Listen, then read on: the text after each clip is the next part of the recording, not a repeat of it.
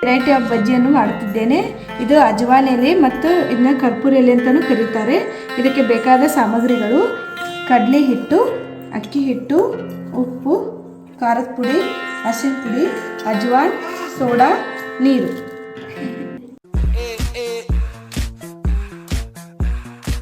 ಮೊದಲು ಕಡಲೆ ಹಿಟ್ಟನ್ನು ಹಾಕಬೇಕು.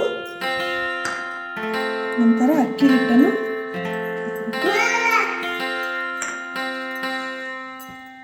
ಅರಿಶಿನ ಪುಡಿ, ಅಚ್ಚ ಖಾರದ ಪುಡಿ,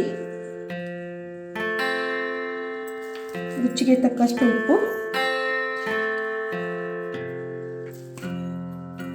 ಅಜವಾನ್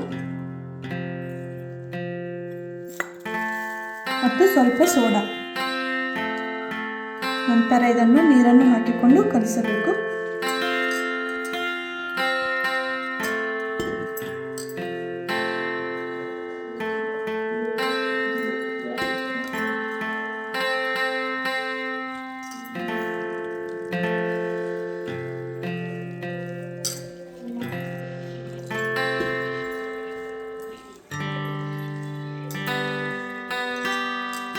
ಈ ರೀತಿಯಾಗಿ ಇದನ್ನು ಹಿಟ್ಟನ್ನು ಕಲಿಸಿಟ್ಟುಕೊಂಡಿದ್ದೇನೆ. ನಂತರ 5 ನಿಮಿಷ ಬಿಟ್ಟು ಎಲೆಗಳನ್ನು ಒಂದೊಂದಾಗಿ ಹಾಕಿ ಎಣ್ಣೆಯಲ್ಲಿ ಬಿಡಬೇಕು.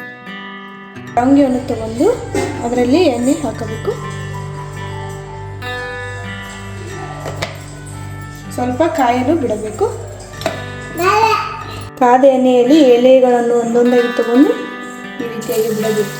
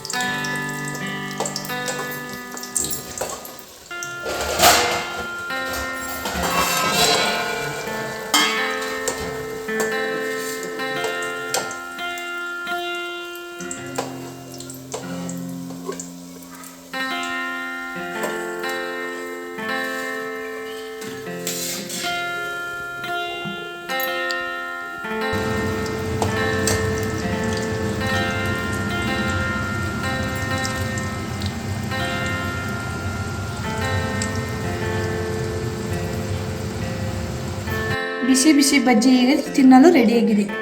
ಇದನ್ನು ಸಾಸ್ ಜೊತೆ ಆದರೂ ತಿನ್ಬೋದು.